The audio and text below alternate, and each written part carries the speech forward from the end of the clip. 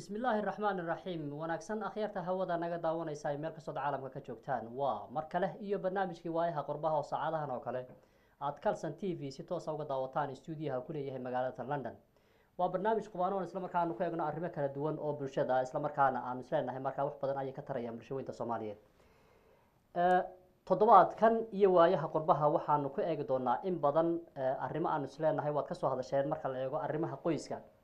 iyo guurka طبعا ونين بدل أنا كسوة تابعني لكن هباي كان عاوة وارد ويكدو أنت هاي إن بدل أنا كسوة هذا اللي وحنا نسلنا هاي بل لك هلا كأجا ده كاسبك نقدنا طبعا إن بدل ما نأرجني أو نكشف هاي حالتها كويسة عاوة سوى حان أفردنا وإن شاء الله وحي تلا أو يجعل قيب قال دونا أن لو قف أو مرتيا طبعا إن بري دونا بل كويس إن أجور كيسو نجادو in uu dheeraado in uu 10 sano 20 sano 30 sano 40 sano iyo wax ka badan inuu si silmiya oo nabadgeliya ay ku gaadho ubad qurux badan oo barbaara oo jaamacada ka baxa oo yaani wixii lagu soo tabcayay marka looga aayo in la helo sirta ku jirta maxay tahay waxaan ku soo koobi karaa marka waxaan oran karaa in qoysku nagaado dabcan waxa marka dhalinyaro la yahay in badan waa la sheekaystaa marka dhalinyartu sheekaysanaya waxa kamid ah marka qaarkood marka wiilasha iyo gabdhaha is wareysanaya la weydiiyo maxaad u guursan weyday marka la yiraahdo inuu ama wiilku yiraahdo niyo wali gabadhii aan rabay mustaqbalka ma aanan helin ama sidoo kale bilcagsigeeda iyaduna tiraahdo wali wiilkii aan rabay mustaqbalka ma aanan helin marka waxa arrinka laga hadlayaa dabcan waa mustaqbal markay noqotana waa the rest of your life waa noloshaada inta ka harsan ama gabadhii aad la qaadan lahayd ama wiilkii aad nolosha la qaybsan lahayd arrin dabcan fudud ma aha taasi ayaa keenta marka qaarkood in dadku ay ka dhawaajiyaan wali ma aanan helin marka habeenkan caawa waxaan isku day doonaa insha Allah bal inaanu eegno inaanu ku qaada dhigno maxay tahay furaha ama kiiga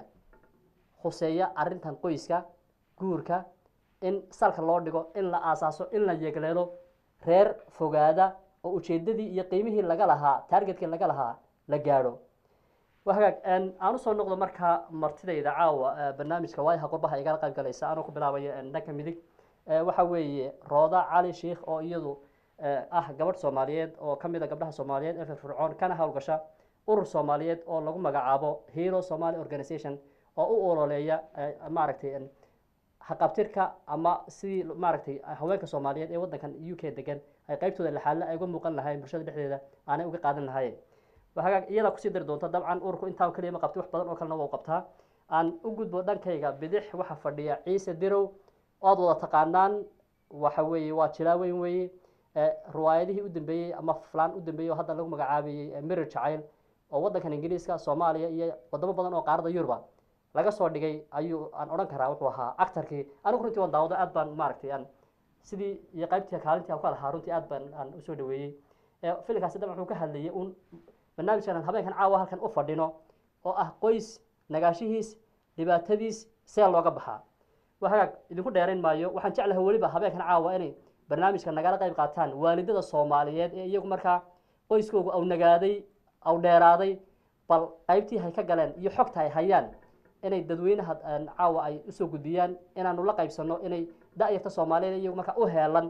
inay reer dhisaan ama ay yagaleelaan si ay uga faa'iideystaan waxaan jeclahay waalidada Soomaaliyeed ee saacadan TV-ga si toos ah u daawanaya in iyaguna kaalintooda ay nagala qayb qaataan marka aan ku bilaabo Rooda ku soo dhaw Kalsan TV studio magaalada London Faisal aad u mahadsan tahay casiimada ay fayseen adiga iyo dadka kula shaqeeya Kalsan TV waa mahadsantiin way walaal Rood aad ayaan kaaga mahad celinayaa aan u gudbo odagoore Ciise Dirow dadka ku yaqaanaan waxaan maray magacaas amaanta ugu cusub yahay soo dhawaatay barnaamijka sidoo kale waad mahadsan tahay Faisal adiga iyo dhammaan bahda Kalsan TV وانا كل وانا كم سنتين فرصة عاد عاوة إنه سيستم بل إنا وحكني هذا أرنتنا هذا طبعا شرح حديث وصو يرفقات وهاك أن وحنشعل هاي بل هرع وان كذا واتشي أن كبلابو روضة أو طبعا يضع وين كنا كنا قال شوكتا مثلي سنة سؤال شو هو الرئيس أن طبعا كذا واتشي مركز دويتوها هاي روضة إن هرت مركز رير أو نجادو نجاد هذا سيتش اللي يحوي معناه إن ujeedadii laga lahaa marka laba qof ay isguursadeen markay is dooranayeen mustaqbal fog bay iska lahaayeen oo ma wax kooban ma ahayn marka in xididada saa loogu aso reerkaasi mustaqbalka uu noqdo reer dheeraada maxaad is leedahay asaas bay u tahay bismillah aas-aaska waxay ila tahay aniga in horta la fahmo guurka wuxuu yahay good guurka waa naxariis wada noolaansho ilaahay qur-aankiisa noogu sheegay marka ilaahay qur-aankiisa wuxuu ku dhahayaa xaaska iyo ninkeeda waxay isku yihiin maro marka macnaheedu waxay ka dhigan tahay waa wax ku keenayo comfort iyo protection marka haddii la fahmo waxa uu yahay guurka I think inuu nagaadi karo وهاي هذا جوري سؤالش طبعا أنا كفوجين جورك إيو يعني النجاشيسة محا سببه محا أساسه محا حد الضوء horta runtii waa su-aal aada u weyn jawaabteedana u malayn maa in hal erey lasoo qabtay markiiba looga kaaftoomayo faysalow aniga aqoontayda gaaban ama fahamkayga yar haddii aan ku cabiro guur inuu nagaado oo markaa aanu faylgaro ama aanu yani dhicisoobin waxaa u sababa bacda qudratillaahi oo dee wax walba horta waa ilaahay qadarkiis dhowr waxyaabood haddaan isku dayo inaan mid wixii aan ilaahay xasuusiyo kasoo qabto waxaa ka mid a horta marka koowaad guurka naftiisa marka hore ee la galayaba horta ujeeddo in loo galay nidaamsan oo qofka uu leeyahay horta aniga maxaan rabaa reerkan dhisi doonaa inuu u ekaado taas waxaa looga badbaadayaa guur badan oo dee waan gaaray xilligii ama qofkani waa dee qof maaragta haye dhacjac isla markiiba dee markii horeba balaan iyo qorsho iyo wax xadka qofka uu leeyahay iyo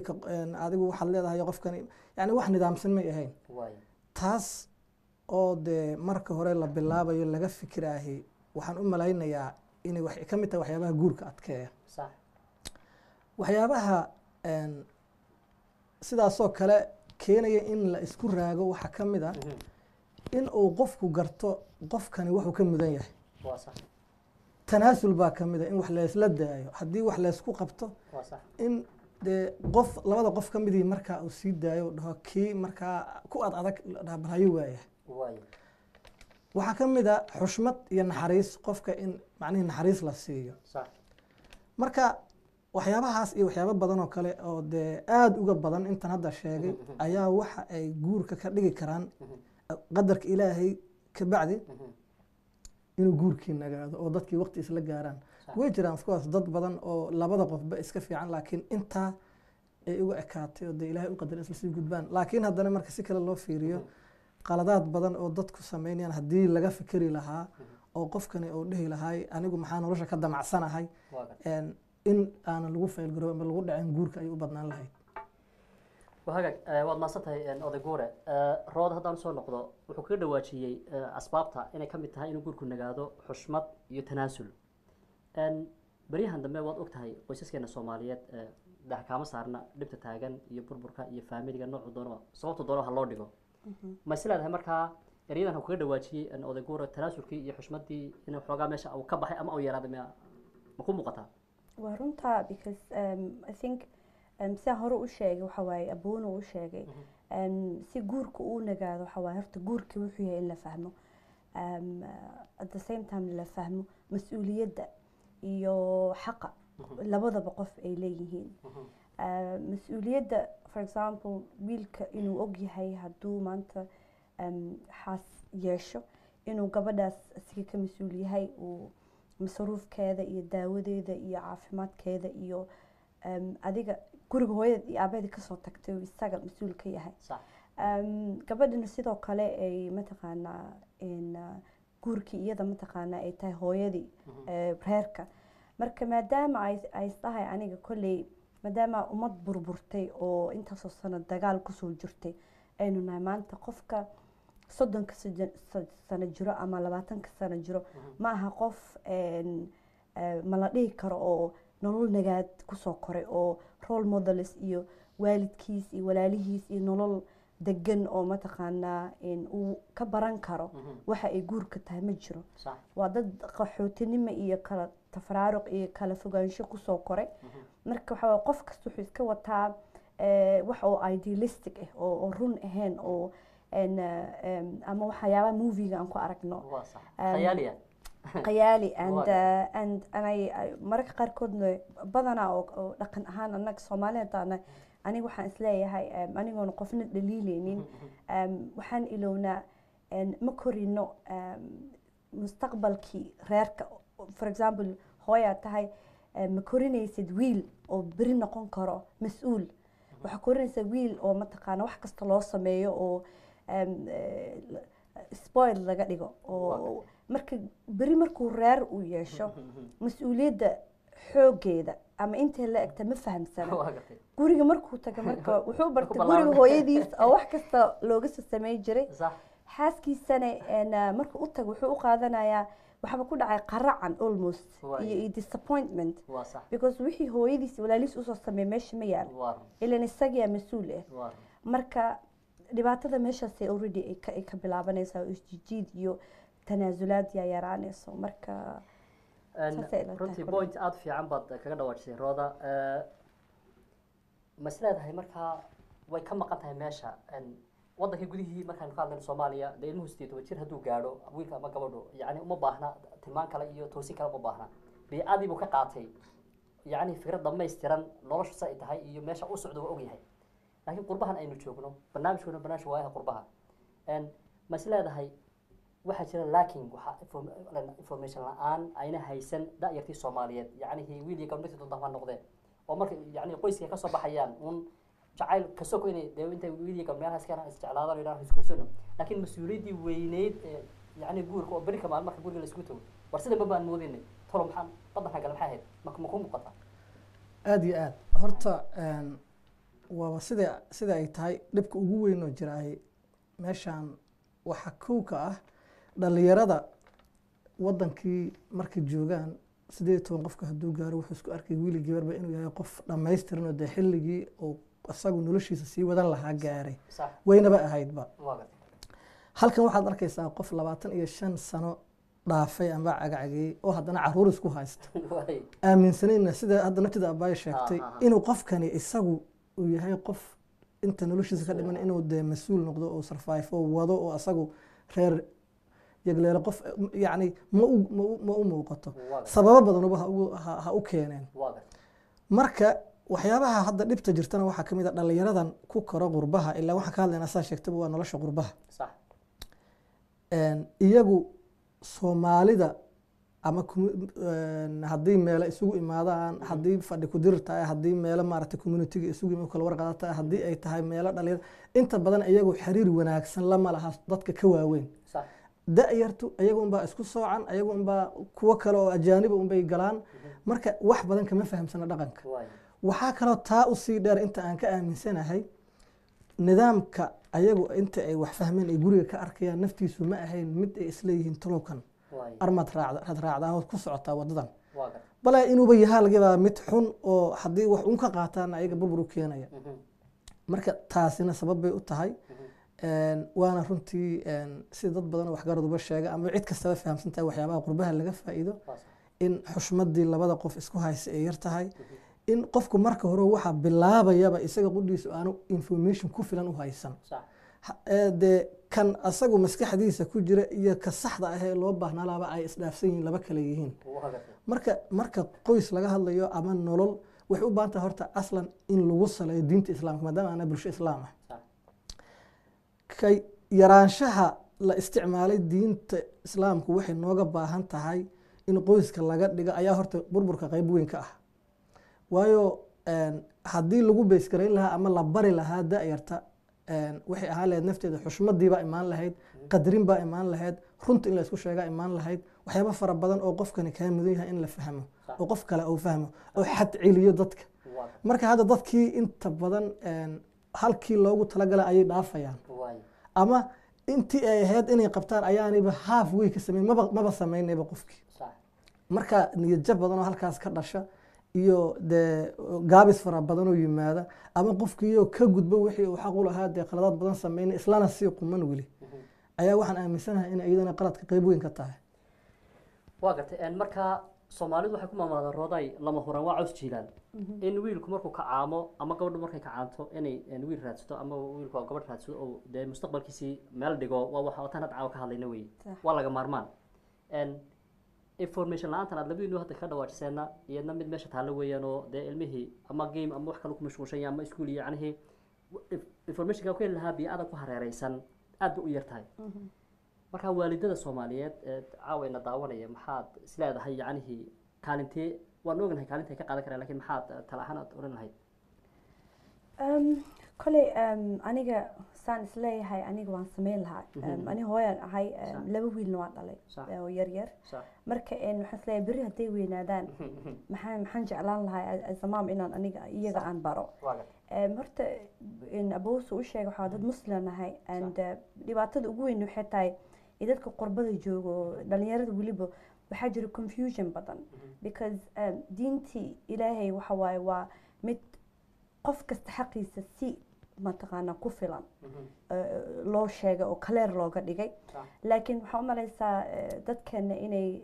dhaqankii uu naga xoog badan yahay dhaqan reer guuraa ah oo naxariista ay ku yaran oo nolol adag ay ahayd run ahaantii oo mataqaanaa adiga nolosha basigeeda markasta oo la bursanayo waxyaabihii markay noqoto emotion iyo feelings iyo waxaasba oo macno weyn loo yeelin intana waxaa waaye waxyaabahaasaaba kiiga ahbo nolosha dhanbo marka waxaan isleeyahay hooyooyinka one thing inay sameeyaan ay horta markay wiilasha korinayaan inay leaders ay u arkaan berri mas-uulkii tomorrow leaderkii tomorrow ama xag siyaasad ahaato ama xag guri ha ahaato inay diyaariyaan and that means in wiilka yarka ah laga hormariyo gabadha walaashiis oo dhibka dhan isaga loo hormariyo because waa nin rag waa inuu adkaado waa inuu mas-uuliyad qaado waa inuu gabadha kaga horeeyo exactly and dhaqan ahaan waa the other way around wiilasha gadaala marsanaa gabdhaha mas-uuliyadii gurigii nadiifskii suuqii laga soo adeegayay kaliya waxaan siinaa markay noqoto walaasha protection ahaan inuu wiilka walaalka marka waalid ahaan insha allah waxaan rabaa aniga inaan kuwayga yaryar aan baro inay leaders yihiin halka gabaroo la dhalatana iyaga inay protection u sameeyaan tomorrow insha allah ay u noqdaan hogaamiyaasha berito runtii halkaas wax badan baa horta ka baxaya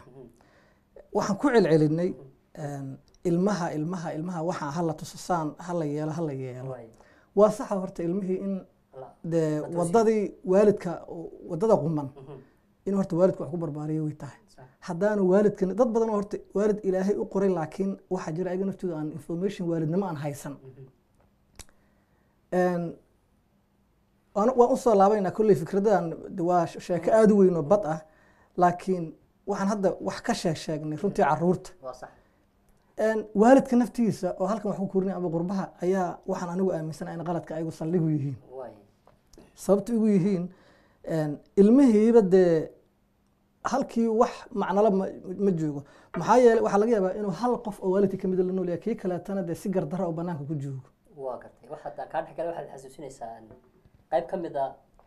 mirror jacayl filimkii ama riwaayadii hadda dhigteen mooshinkana rag way ku mashquulshanay ninka kale cunugiisana xabsiga ku jiray absolute haye horta sheekadaas inteeda badanba waxay ku saabsaneed amba ay ku wajahan tahay oo lagu baysgareeyey nolosha qurbaha especially qoysaska qorshuuna wuxuu ahay sida haddaba caawan inta uga hadlayno sidee loo heli karaa qoysas badbaada oo dhibta fawdada isqaqabsiga yani isku dirka iyo rafaadka ka badbaada marka maxay sheegi kartaa ama muxuu sheegi karaa hooyo ama aabbo reerkiisii isagu soo burburiyey tusaale ahaan qaladaadkii reeruhu intay isku dul qaataan la sixi jiray hoos loo xali jiray ama uun si uun loo gudbi jiray ka ugu horeeya markuu yimaadaba qofku waxaa leeyahay maqashay dacska guriga ka dhaadhac marka hooyo ninkeedii xaqdarra ku dhaadhicis ku dejisay waa adag tahay inay dee ilmihii oo arkayay marka odaygu aabihii dhalay dee xaqdarrada iridda looga dhaadhiciyo wax badan oo ay ka faa'iidi karaan ayaa iska yar bale waxba ka faa'iidi karaan haddii dhinac kale loo dhigo khaladaad fara badan sababta cunugu wuxuu ku soo korayaa ama uu arkayaa isqaqabsi labada waalid ka dhexeeya wuxuu arkayaa xumeyn aabihii la xumeynaya amba dhinac kale haddii loo dhigo hooyadii la xumeynayo marka naftooda waalidku mararka qaar waxay ila tahay inay habboon tahay waxyaabo badan oo jira xataa in ubadka dartood u daayaan oo ayagu ay isu samraan oo tanaasulkii uu soo noqdo haddii dee noloshooda ay diinta ku salaansan horta maxaa naga maqan xaggeen ka dhaqaaqi la'nahay aabbayaasha waan daynayaa naftooda marar badan qurbaha nafteeda inta la joogo way dhacaan family meeting ha noqoto dadku meel waa isugu tagaan community ha ahaato odagu waxa laga yaabaa kaliya intuu dhar isku soo jaakay oo ka qayb gala shirka beeshiisa amba ilma adeerta ama waxyigayga ka yar weligiiba ma aragba 10 qof oo macnaa dadkiisa dadkii dee isagu qofkani asal ahaan hadduu dhinto hadduu dhib gaaro hadduu shil dadkii u imaanaya dadkaba kama yaqaanba aabbayaasha waxaa looga baahan yahay horta inay ubadkooda ay ku xiraan dadka ay ubadkani ku abtirsadaan ilaa korios abtirsi lagama maarmaye oo haddaba habeen kasto xafladaha la qabtaa reer baa meel ku kulmay qof baa la soo dhaway war almiina wixii waaba la qabanayaa ubadka ha lagu daro ha la tusiyo inay dad leeyihiin kan adeerkaa waa kan awowha waa kan waa kaasaa kan walaalo kugu beegan yahay markii aad tagto meelaha dadku isugu imaanaya oday miiro baa intaa socda iyo islaamo gaboob keliya abu laakiin haddii aan kaa dhex galo oo because waxaad ka hadashay arrin aada muhiim u ah laakiin waxaan u malaysaa ummadeena soomaaliyeed in dhibaato markay jirto waxaa root cause in la fiiriyo waa maxaa keeni karo annaga haddaanan basic xuquuqda laysku lahay basic ahayd haddii laysla siinaynin oo maanta gabadhan xaqa leeda wiilkan xaqu leeyahay waa la ogyahay qurbaha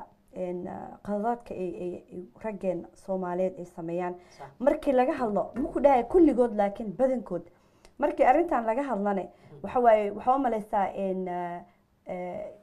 inkirmaad weyd inay jirto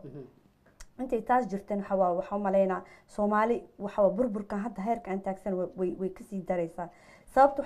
waxay tahay gabadhii haddii dhib dhaco waagii hore waxaa xuli jiray familiga labada dhinac oo diinteeda ku faraysan idinka daa isfahmi weyseen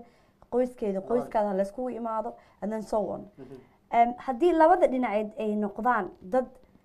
runtii aanan rabin oo interestiga oo mataqaana siduu familigaas ku survive garowlan aanan ka shaqaynayn oo badan aynu ognahay in dhibaatada iyagaba ay koosgareeyaan oo masaajidkiina mararka qaarkood iyo wadaadadii ay xaqa niman kale always ay ka hadlayaan oo xaqii ay ka gaabsadeen haweenka maxaa la samayn karaa oo xal ah xalku wuu adag yahay laakiin ani ahaan waxay rabtaa kooga hore in dhibaatada heerka gaarsiisan tahay because maalin kastaan ku aragnaa iskoolaadkan ku aragnaa airportadan ku aragnaa xalfadahan ku meel kasta aad aadid hooyaa kaliga taagan waxaa marka aniga markaan maskaxdeeda aan ka shaqaysii maaha in la dhahayo nimanka soomaalida way xun yihiin ama ma aha men versus women ma aha waxa waay waagii hore Soomaali marka qofku uu joogo wadankiisa uu joogo waxa haysata waxa la dhahay support system darisa leedahay macalina leedahay dad ilmihi waa lagu korinaa waalid cousins guriga waa la buuxaa markay ready inta laakiin waxa waaye because lifestyle-ka inta ka jiro iyo nolosha sida ay tahay iyo dadkii oo la soo kala qaxay gabadha iyo wiilka isqabo waa labadooda marka ninka waxa waaye inuu ogaado baahida Soomaali ka jirta tan inta ka jirto way kala duwan tahay marka hadduu intaas ugu fahmay in garab iyo looga baahan yahay caawinaad waxa u maleynaa nolosha way fududaa lahayd uma qaadan lahayn in dambi laga galaayo ama in la burinayo ama propagandadan roda waan soo noqon doonaa ciise iga raale wada guure khadka telefoonka ayaan insha Allah bilaabi doonaa hadii rab raali ka noqdo daawadayaasha waxaan jeclahay inay nagala qayb qaataan barnaamijkan fikradahooda ay noo soo gudbiyaan barnaamijkan waa barnaamijka waaya qurba ku saabsan see guur ku nagaada waxa aan isku day khadka ugu horeeya telefoonka qabto halo assalaamu calaykum wa alaykum asalaam wa rahmatullahi wa barakatuh walaalkay Faysal waan ku salaamay salaamullahi soo dhawaalo أحمد جوهر وي أحمد سودو أديت بنكو سودو وينيا الله يبارك فيكم أخي واكو سلامي أذيقا إيو مرتدى هذا قيمة بدن إن شاء الله تعالى سلام الله أدبان إذن كما هذا أعلنا يا رنتي برامج كان أدك أقرح بدن له هدفتان أونلاين بأذي كلا سعودي وحان إن شاء الله تعالى رنتي أن كنت أصلها دور قضب هيه كلي siduu ku nagaa yidhahdaa guriga oo maaragtay lagu xifdin karaa guurkii ama gurigii lagu sii ilaalin karaa kolley waxay u baahan tahay runtii marka u horeysa walaalaha siday tilmaameen guur ahaan qofku laba qolaan hadda u kala saaraya insha allahu tacaala qola waa qolada dhalinyarada oo cusub صح qolana waa qolada hadda roon oo iyagu reeraha leh ama qaarkood waalidka ay yihiin marka dooduna si fiican bay u socotaay oo waxay xataa sii aaday ilaa tarbiyadii iyo gurigii ay kusoo noqotay maaragtay waalidkii laftigiisii runtii taariikh ahaan markaad dib u fiiriso dhulkeenii markaan ka imaanaynay iyo dhulkan galbeedka ama qurbaha waxaan filayaa labo environment inay kala tahay laba wadci inuu kala yahay laba mentality inay kala jirto dhalinyarada qurbaha iyo galbeedka ku koray sibay wax u arkaan baynamaa waalidka ama dadka roon ayagu dhalinyarnimadoodii kusoo qaatay africa ama caalam alislaami aragtidoodu ay si kala tahay haddaan usoo laamo guurka runtii waxaan oran lahaa labada qof siday ku jirtiin lahaayeen gurigoodaas ilaahay aayadda qur'aanka subxaana wa tacaala uu fi suurati rum inoogu sheegay laba qodob oo muhiima ayuu rabbi tilmaamay بعد أعوذ بالله من الشيطان الرجيم ومن آياته أن خلق لكم من أنفسكم أزواجا لتسكنوا إليها وجعل بينكم مودة ورحمة laba qodob cajiib halka ku jira mawadda iyo rahma kala gacayl iyo naxariis waxyaabaha saddex qodob haddaan tilmaamo qodobka u horeeya oo iska ballaaran mutual understanding labada qof inay isfahmaan waxaa la yidhaahdaa qolyaha waxaan ku jiraa hadda baaritaanka ku sameeya qoysaska maxaa keena maxaa sababa inay dadku qoysku inuu burburo waxyaabaha la tilmaamo waxaa ka mid a oo number one la yidhaahdo galbeedka gaar ahaan isfahan la-aan ayaa la yidhaahdaa walow laga hormariyo dhaqaalaha ama lacagta la yidhaahdo lacagtaa keenta ama incomekan keena in ay dadku isku dhacaan waxaa runtii aan odhan karaa waxyaabaha la tilmaamayo mutual understanding labada qof inay isfahmaan maxaa u fudaydin kara inay isfahmaan waxaan odhan lahaa in ay isbartaan dadkan la isma barin wiilka lama barin gabadhu siday u fikirto siday wax u cabirto dareenkeeda siday u sheegto hadalladeeda ma yaqaano wiilka lama barin waxaas gabadha markaad weydiiso oo tiraahdo maxaan ku yidhaahdaa wiilkeed jeclaan lahayd ama wiilkeed raaci lahayd waxay isku dayay in ay ku tilmaanto sifooyinkii gabadhu ay lahayd maadaama waxa ay jeceshahay naxariis iyo kalgacayl iyo soo dhaweyn ay tahay marka caalamka raggana sidaan interviewyo horeba aan ku sheegay lagama yaqaano hadday tahay waxaan maqlayay raganimo iyo adayg iyo maaragtay protection iyo meelo kale ayuu ninku aadaa labada qof marka waxaan qodobka u horeeya inay isfahmaan gabadhuna inay fahanto ninku siduu u fikiraa siduu u dhaqaaqaa arrintaas waa arrin muhiima arrinta kale waa respect xushmayn labada qof inay isxushmeeyaan arrinta saddexaad oo kusoo koobaya waxa weeyaan oo iyaduna bad ah ballaadhan waxa weeyaan baahida gabadhu leedahay in la baro wiilka baahida wiilku leeyahayna in gabadha la baro laba baahi oo labadu duwan ayay leeyihiin isku mid ma aha isku baahi ma wada qaba masalan tusaale haddaan soo qaato ninku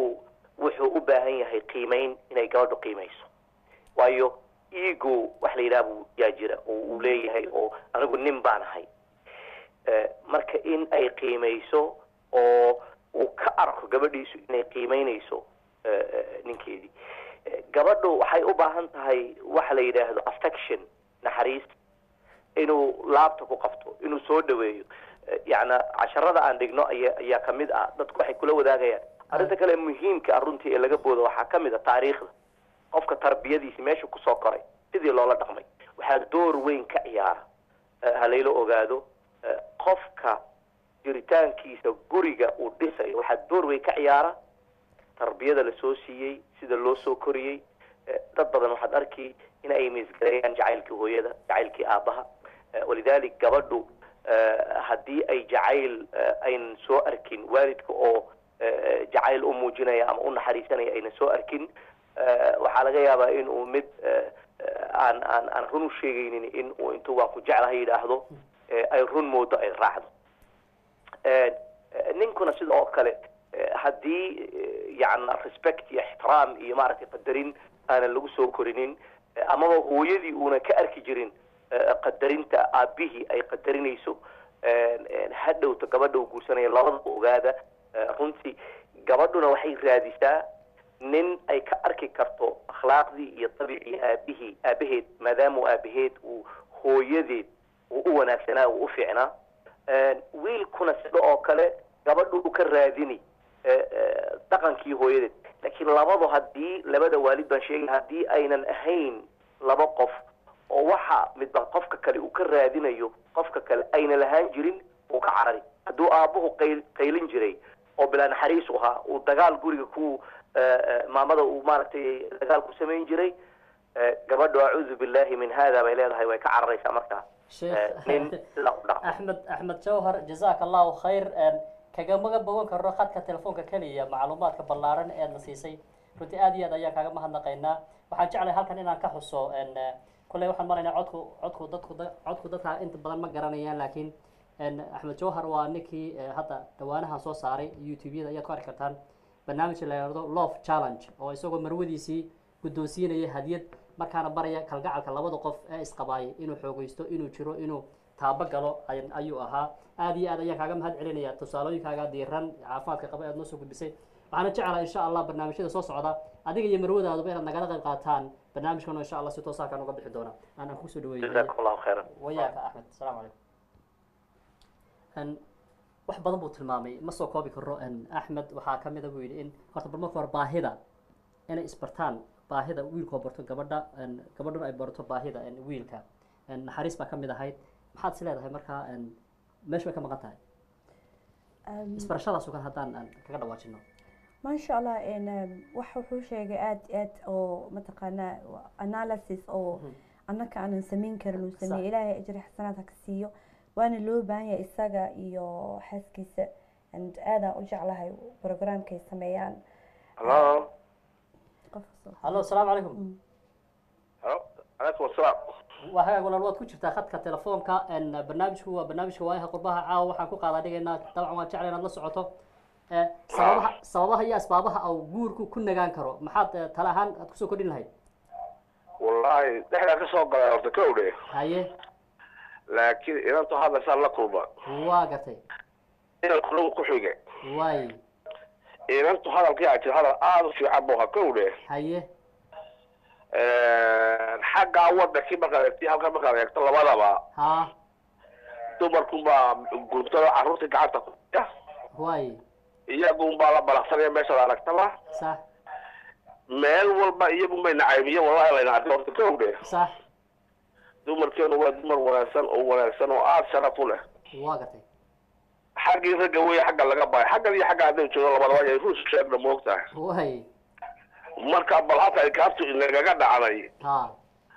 aan baadi doon xaggan inagu baa qaxinayna halkan inagu baa carruurta yari waa cidlo kaga cararnay oo kaga dhaqaaqday maxaa iyada laxaq ba ninka reerkiisu dhimaabu ilooyay aanu shaqadiisiiba garanayn waay waxaan arkay magaalo aan joognay markaa nin carruur baa xashada iibinaysa maalin ka udhe waa gartay inanka aabihii ag taagnaa xashada iibinaaye waay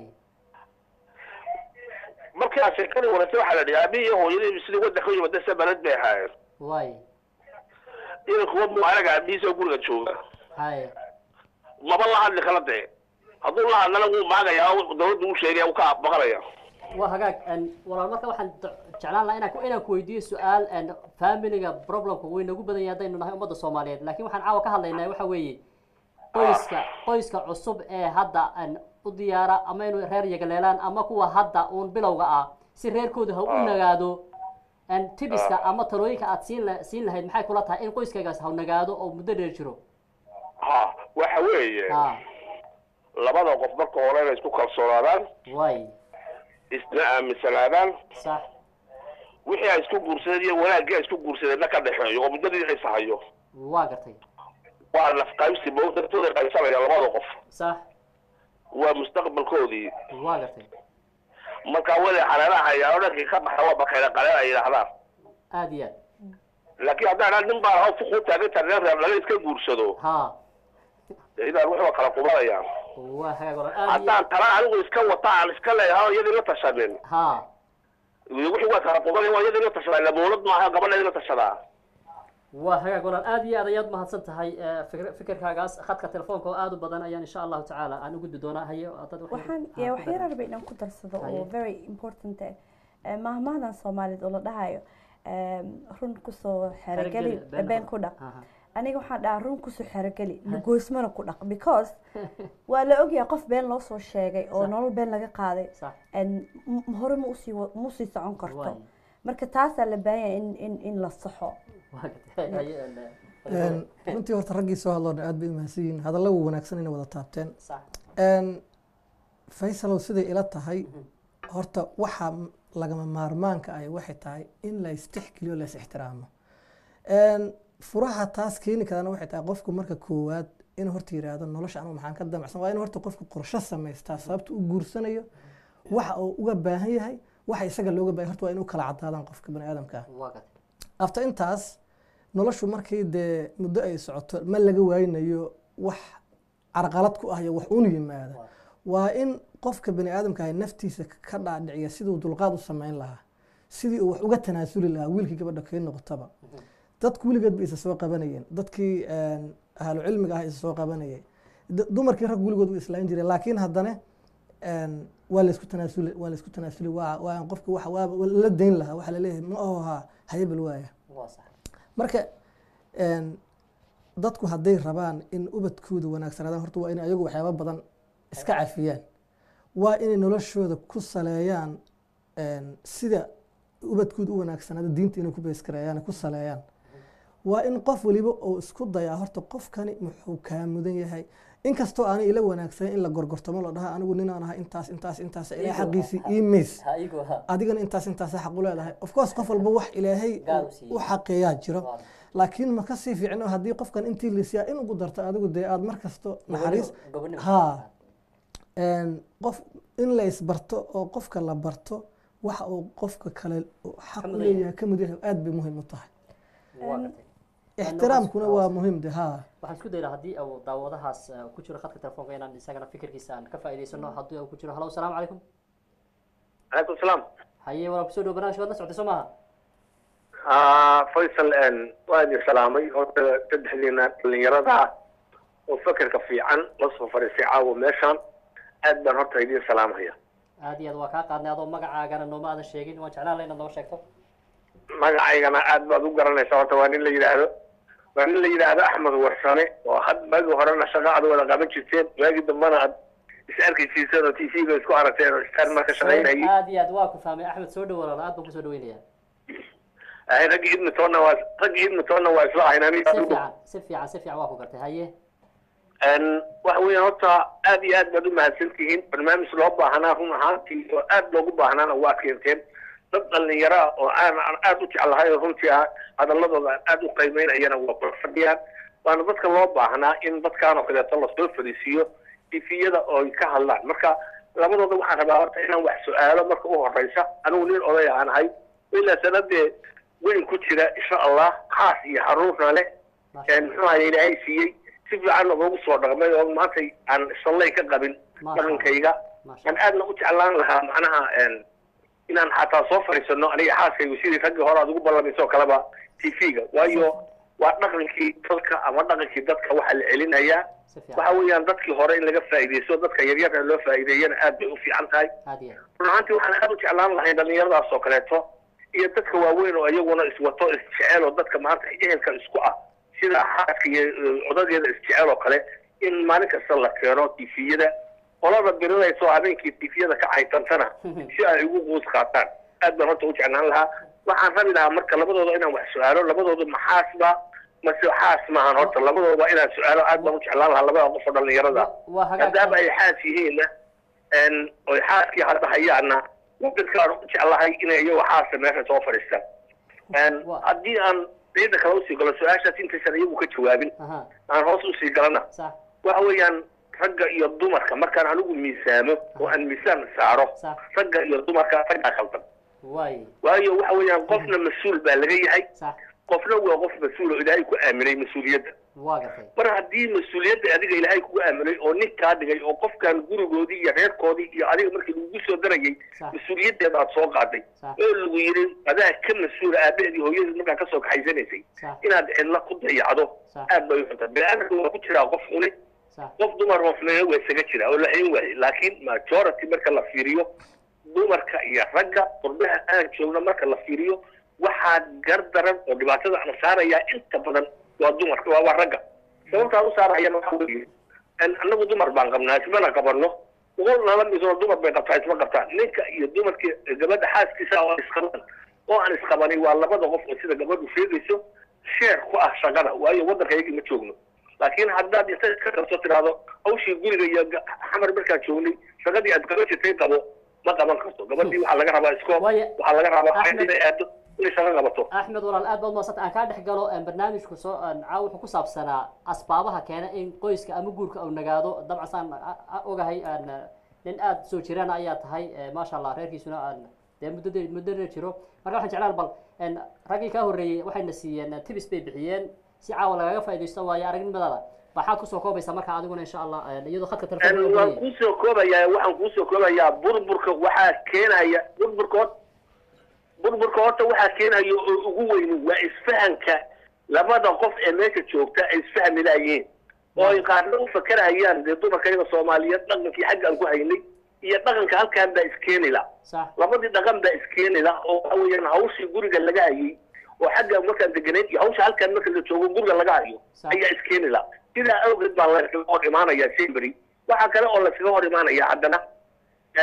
dhaqaalaha waxaa hayn jiray ragga markii waddanka iyagii la joogay hadda dalkaan markii la yimidna dhaqaalihii baa gacanta ku dhigay dumarkii oo waxaad moodaa dhinacii dumarku inay dhaqaalihii u badan yihiin marka ayaga ruuxoodii may aamini karaan ninkii oo hadday dhaqaalihii ay ku aamini lahaayeen oy odhan lahayen waa dhaqaalihii noo qabo dee ayagana wax kalaa ku xidhan ayaga ruuxooda bii kalaa ku go-ano waxaa laga yaabaa inay si kale u fakeraan marka waxaa yimid isla sheekaysigii labada qof laakiin burburka waxaa keenaya inaan la is-aaminsanayn in la is-aamino baa ka horeysa in reer dhaqmo labada qof markay is-aaminaan bay reer ku dhaqmi karaan marka waxaan leeyahay hal la is-aamino ragguna waa qaldan yihiin dumarkuna waa qaldan yihiin waxaan ogahay raggu inuu aad iyo aad marka fiiriyo mas-uuliyadda xataa maanta lama hayo nin soomaaliya oo wiil jamaikaana iyo wiil soomaaliya walaala ka dhigay lama hayo hadda taariikhda kuma hayno laakiin waxaan taariikhda ku haynaa gabar soomaaliyeed oo wiil jamaikaana iyo wiil soomaaliya walaalaysay oo iskugu keentay meel marka waxa weeyaan xoogaa waxaad moodaa dhinacaas dumarka iyaguna inay iska waansadaanaan oy iyaguna aad iska waansadaan raggoona rag u dhaama aysan jirin dadkooda dad u dhaamana aysan jirin oy maaragtay dhaqankoodii iyo maaragtay wanaagoodii iyo diintooda ay dib uxisaan diintana hala qabsado dhaqankan xagga yaallana halkaan yaallana xagga hala iska dhigo mid ragguna ha qabsadeen dhaqanka halka yahay insha allah waad mahadsantahay aad baan kaaga mahad celinaya axmed fikirkaaga aad naga qayb qaatay barnaamijka waana soo dhaweyna insha allah adigu hore su-aasha ahayd isfahanka iyo inta badan odayaashii hore inaga horreeyay ku celcelinayeen isfahanka maxaa khaldan baad isleedahay marka niyo waxaa khaldan wax badanaa khaldan kuwa horta waxaa khaldan bee-ada ama environmentiga dhulka aan soo galay ayaa waxaa ka bedelan dadkii micnihii xagga nolosha kusoo bilaabay halkan markay yimaadeen sida halkii dee halkii kasii wadistii ayaa waxaa xoogaa iskeenila dhaqamadii iyo xushmadii iyo kala dambeyntii xagga iyo halkan sidii tahay waxyaabaha aan ku qiyaasay inay kow ka tahay ragna waa ka dhawaajiyeen sidaan u maleeya waxaa ka mid a abaayin inay sheegtaan u maleeya reerkani wax badan oo dee xagga marka la joogo gabadha haddii ilma yimaadaan wiilka walaalihiisa habtiyaashii dee cidla meesha ma jirto laakiin halkan waa labadoodii uun iyo guri waxa laga yaabaaba eriyada dhan ba ina cadaan madow xataa inaanaba la deganayn isagii marka waxa looga baahan yahay horta ninka inuu wax badan gabadha garab siiyo adeega ka caawiyo la sheekaysta ilmaha guri kula sheekaysta xoogaa halkii dee waqti badan geliyo marka waqti badan banaanka ku maqnaashihiisa ayaa horta nerfis ka imaan karaa waxyaabaha kale oo aan isleeyahay isfaham darrada inay ka yimaadaan waxaa ka mid a dhaqaalaha naftiisu qaybu ka yahay oo dee dhaqaalihii ayaa laga yaabaa inuu qofkii haddiiba uu markaa nin ragahooba shaqaysto reerkii u shaqaystay inuu asaga ku fikiraayo kiiba nin wanaagsanihi bal wax uun intaad isku kuuskuusto Xagga- mar uun maaragta xagga Boosada. dee halkan lasii joogi maaye waa sax cariirigaa la galay ee waxaa yar la ururiyeyna reerkii dhinaca kale marka loo fiiriyo maadaama aan la talagelinba gabadha laga yaaba in looba sheeginba oo stiil oo ninkiis leeyahay dee anaa reerka ka mas-uula wax baan u ururinaya waa sax haddii goor dambe xataa ay ka warashay inuu ninkani guri gadaya ama uu wax meel ku wada waxa laga yaaba inay negative u qaadataba ay tiraahdo sheeko kale xaga ka socoto miya waay oo dantii reerku lahaan lahaayeen inaan la istalagelin daraaddeed wax u xumaadaan isaguna hawleeyo mustaqbalka asagoo inuu ka fikiraa laga yaabaa ama cagsigeeda inay gabadha nafteydu intay ka yaabta odogii dee qunyar socodnimadiisa iyo meelo ayadii maaragtay waxyaabaha hoose intay gashay dumar wax isku darsan waxa yuutada wax la yidhaahdo bir dhax oo ka warhelo naagtii oo halkaas la marayso isagii furka tutuurayso anigu ma ahayno dee markii laysoo koobana danay ahaan lahayd guud laakiin inaan la isku sheegin ayaa dhib keeni karto laakiin waxaan rabay inaan ku darsado adoo iga raali storyda u sheegta waa ka helay laakiin positive spin ku samaysay waay maalin kasta waxaan aragnaa oo ama organisation ha noqoto ama waxaan ku shaqeyn jiray shaqalink workla isbitaaladaan la shaqeyn jiray hooyadii soomaaliyeed kaligeed socoto waxaa la arkay oo looyariin aan marar ugu turjumo aniga personally hooyo mataqaanaa la qabo oo ilmo haysato oo ninkeedii nin shaqaysto lacag haysayo uu yahay laakiin rabin reerkiisu inuu biisho sheekadaasna waa sheeko aada u badan oo haddana markii public arenada hadalka la keeno laga dhigaayo wax mataqaanaa ay haweenkii iyagaa rabaan ayuuti inay galaan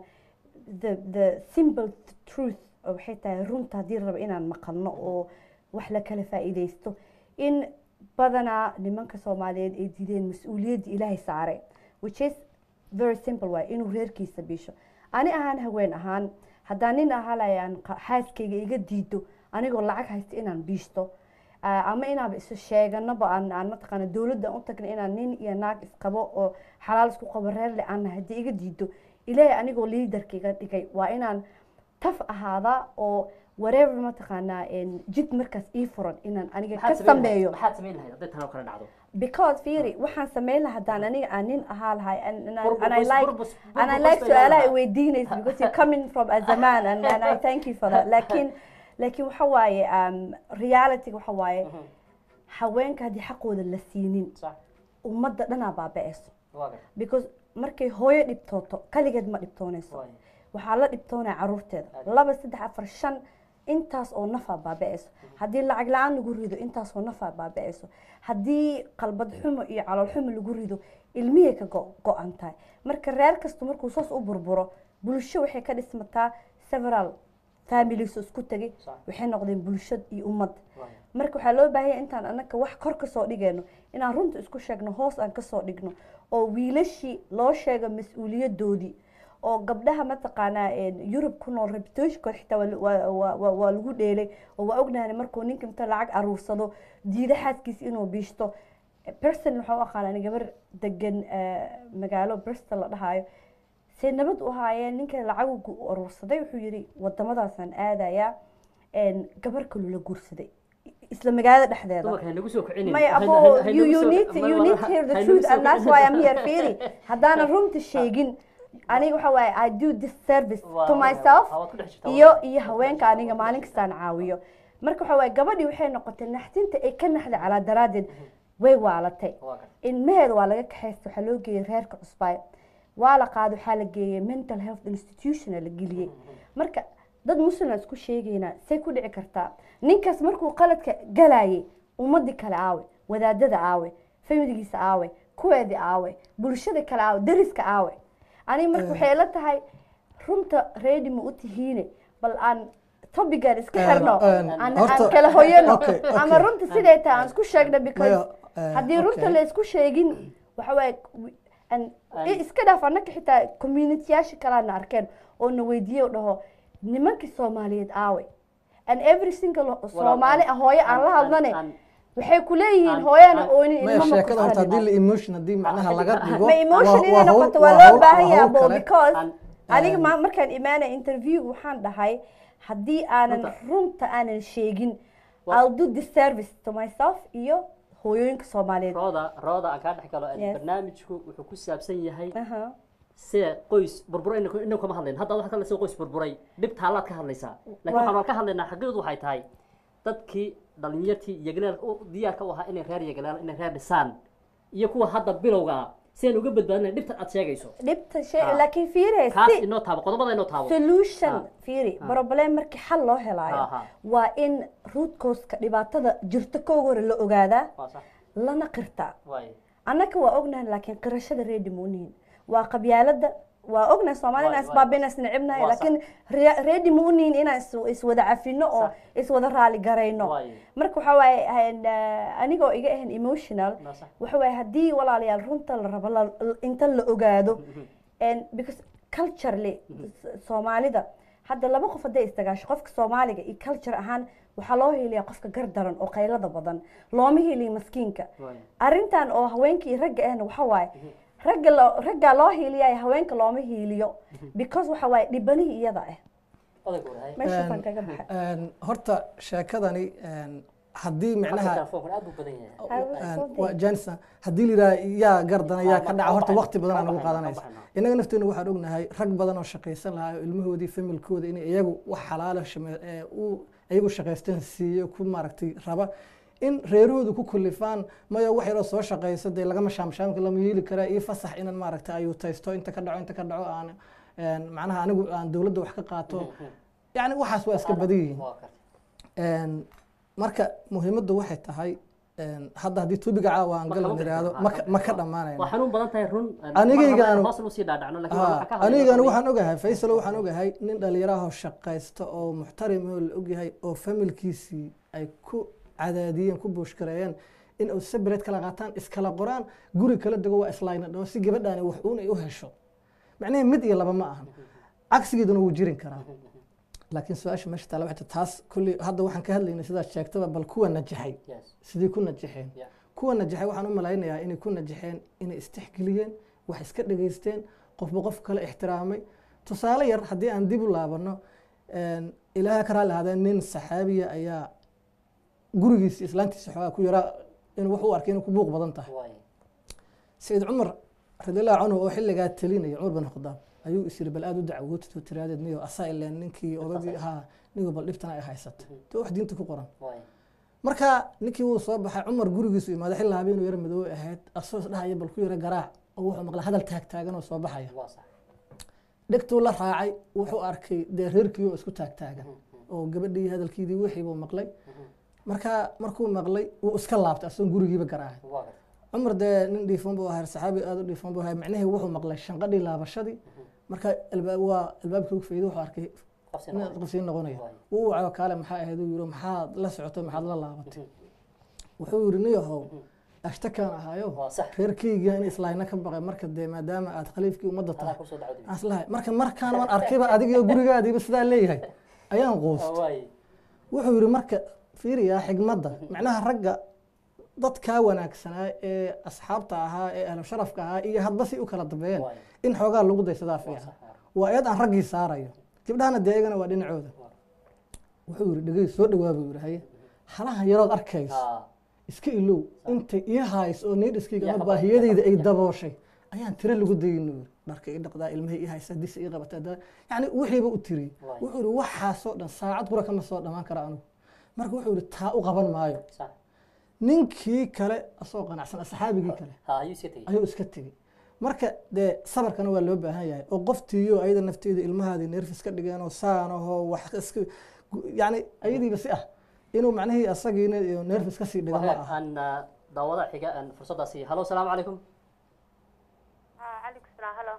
waa ku maqlay walaal si fiican soo dhow haye أولا وين السلام يا واحد أيام بالي ده عند كده نروي haye ayaa soo dhow أولا لو كل أنا سيدان قبل ما عرفتي waxaan wax kasta ilaahay markuu jideeyay wuxuu u sameeyay diinta islaamka sax waa gartay marka inay lagu kala baxo kulli dee ninkii waxa jirta waxa la dhaho xuquuq soo jeed oo ninka iyo naagta isqaba isku leeyihiin inay kala dambeeyaan haddana ilaahay wuxuu dhahay al-rijaal qawaamiin cala nisaa oo ninkii waxaa laga dhigay mas-uul koonkii dhan maaragtay inuu naagtii la tirsado inuu naagtii waxa qaada tanay tahay al-mas-uuliyadiisu inuu kasoo baxo gabadhana de inay ninkii maaragtay ay ixtiraamto wadamadan reer galbeedka markii kala imaaday ninkii ixtiraamna waxaa laga yaabaa gurigiisa markuu yimaada second ilaahay guriga wuxuu ku tilmaamay guri lagu dego lagu nasto buu dhahay inuu yahay gurigu waa gartay marka waxaa laga yaabaa ninkii markuu gurigiisa irinta kasoo galo inay gabadha aysa isku qurxinin inaysa soo dhaweynin inay maxaan ku dhahaa ilmihii asaga aysa marxabaynin ninkii marka wuxuu dareemayaa dee guriga awalba ad adeeg marka qofkana maxaan ku dhahaa waa laga maalaa waxa maadaama uu mas-uul yahay haddana mas-uuliyaddii marka qofka wanaag ku maashid wanaag baa ku helaysaa laakiin markaad tiraahdo muxuu ii sheegayaa waa inuu iska kayfraa wadankan waxa waaye qof walba waa free oo power buu leeyahay wixii moogtay naagtina waxay noqonaysaa ayadii baaba qawaamiim noqonaysaa ninkiina qawaamnimadiisi waa baaba'aysa marka kole aniga waxaan qabaa shareecada islaamka haddii lagu wada dhaqmo oo ninkuna xaaskiisa ka dambaysa asna ka dambeeyo marka khasab horumar waa la gaaraya ilaahay asilada saaratid marka waxaad leedahay ayaan waxa weeye waa respect iyo tixgelin iyo kusoo ururaysaa hadda ها waxaaba jirtaba dee xuquuq soo jeyn buu ilaahay marka hore sameeyay ninkan muxuu xaq kugu leeyahay waa ninkaagii waxa waaye wax qiso waxaaba jirtayba Faysalow ninba oo dadka sixirka sameeyo ah marka naag baa u imaaday wuxuu ku dhahday inaan ninkayga jeclaysiin sidaa rabaa marka wuxuu ku dhahay libaax u tag toban oo timood ka soo jir korkiisa marka waxay dhahday waa khatar ma la sameyn karo laakiin xal kale ma la heli karaa may buu dhahay dad bay la tashatay waxaa dhahay libaaxa waxaa samaysaa hilib u soo samee maxaan ku dhahay ugaar u soo dil adiga waqti badan bay siisay juhdi bay gelisay markii dambe libaaxi wuxuu sameeyey inuu jiifsado in korkiisii ay taataabato oo maalin kasta ay 2 tin ka soo jarto ab 10 tin ay soo jartay ninkii u keenta wuxuu dhahay ma soo jartay ha oo libaaxa seeti ma uga soo jartay dee libaaxa waan maslaxay waqti bay ugu qaadatay marka wuxuu dhahay ninkaagii libaaxa yaa dhib badan markaas waxay tiri libaaxa khatarsan haddaba aniga waxa aaminsanahay dumarka hadday ninka ka maalaan rabbiga kow abuurtay talada saaro ilaahay bari inuu ilaahay ninkaaga ku hagaajiyo marka ninkaaga ilaahay baridid adiga waxa noqotaa taqiyad ilaahay ka baqda marka rabbi kow adiga ka baqdid wuu ka caawinaya kuma dayacayo waxa ka baridid wuu ka yeelaya ilaahu ninkayga ii hagaaji kadibna dee libaaxa nimankeena kama fiicna libaaxa khatarsan marka korka u salaax bari maslax marka wuu ku hagaagaya ninka insha Allah bismillah kareem aad iyo aad ayaad mahadsantahay ayaan fikirkaaga caafimaadka qaba waana soo dhaweynaynaa maxaad u dir lahayd ayaan hadriyadaas may walaasha khayr Allah siiyo way mahadsantahay wax oo hadal saliibna way sheegtay laakiin aniga sida ila tahay mararka qaarkood dhibaatada dhacdo waxa waaye qofka bini'aadanka markii kuu sheegatay ku dhahdo dhib ay haayo oo aniga maalin kastaan shaqadeydan ku arkaa gabdhaha markaan la sheekaystaan arkaa gabdhaha markay waan dhibana lagu hayaa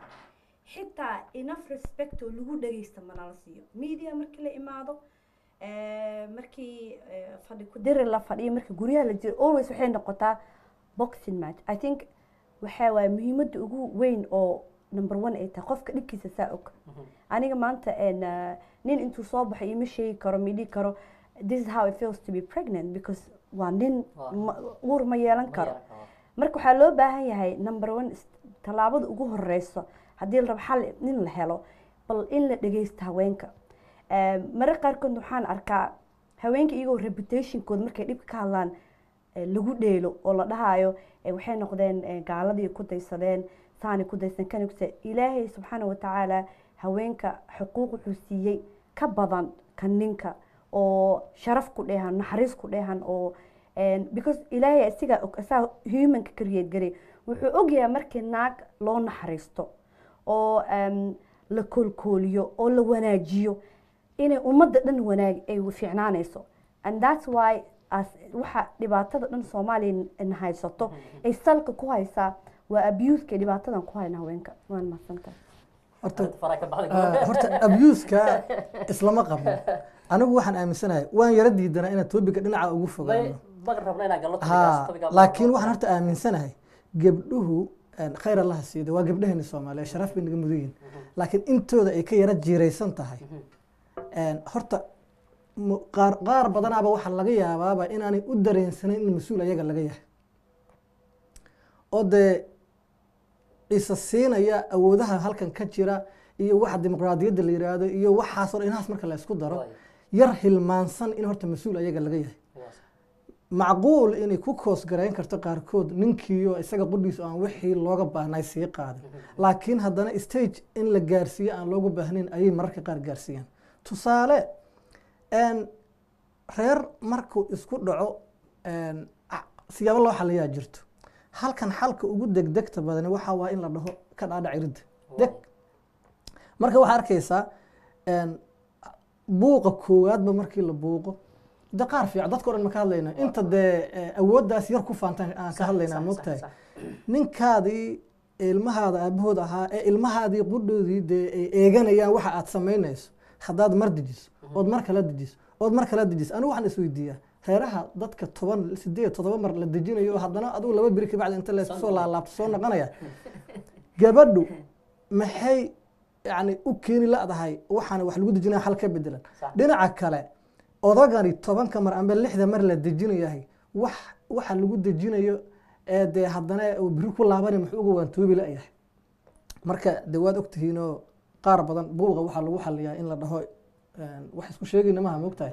marka kuwii hore u kala tegay isfahmi waaba garan laakiin kuwa haddana isku soo laabanaya ma ay samaystaan nidaam la yidhaahdo bal qaladkan oo ka bax iridda iyo haddana soo laabada ah sidii looga hortagaa maxaa khaldan oo reerkan dee ilaa sidani ma fiicno waa tii diintu leh labada qof ayagoo isku xanaaqsan haddii kala seexdaan dee lama amaanin moogtahay marka xanaaqan joogtada oo maalmo lagu kala maqan haddana lasoo celinayo oo ninkii deg leh xataa sharaf dhac waay marka wax badanaa runtii u baahan in saacad iyo 2 saacadood midna kuma gaari karo topican haddaan sii dhex galno gabagabadii ugu dambeysay ayaanu taagannahay barnaamijkan waa soo afeeray insha Allah mar dhow kelmadda ugu dambeysa maadaama uu ahay su-aasha sidee guurka lagu badbaadiyaa laakiin waqti badan aan ku dhuminay sababta u burburo I think waxay la tahay aniga kowga hore asaaska in laga bilaabo la koriyo gudoomiyaha iyo mataqaana leaderka tomorrow ama reer ha ahaado ama bulsho ha ahaado ama dowladda ha ahaado kaas kowga hore in la koriyo number 2 xaquuqda iyo mas-uuliyadda iyo xaqa badanaa waxaa waay xaqaa la sheegaa oo haweenka lagu leeyahy laakiin mas-uuliyadda ragga in la baro intaysan guurka gelinbo midda saddexaadna waxay la tahay in cultureka soomaaliyeed oo ku salaysan culture heer guuraa because annaka muslimana qofka markay muslim tahayna waa diinteeda inuu dhaqan u yahay marka cultureka waxa wanaagsan waa laga qaadan karaa laakiin wixii xun it doesn't serve as any purpose inaan sii wadano oon annaka iyo ilmaheena iyo jiilba ka dambeeya uu ku baaba'o marka wax xun in laga tago oo diinta oo ku salaysan macaanka iyo naxariista iyo kala dambeynta in mataqaanaa taas laga dhigto dhaqan wahag ciise dirow odaguure iyo rooda cali ayaa barnaamijka igala qayb gelayay barnaamijkii waayaha qurbaha oon caawa ku qaadaa dhigaynay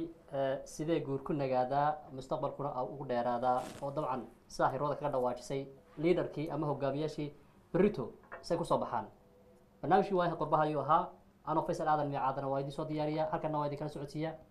kaamarada farsamada waa maxamed cadaawe dhammaantay intaan ku kulmi doono barnaamijka xiga haddii ilaahay yaraado toddobaadka soo socda waxaanu idinku dhaafaynaa assalaamu calaykum waraxmat ullaahi tacaala wabarakaatu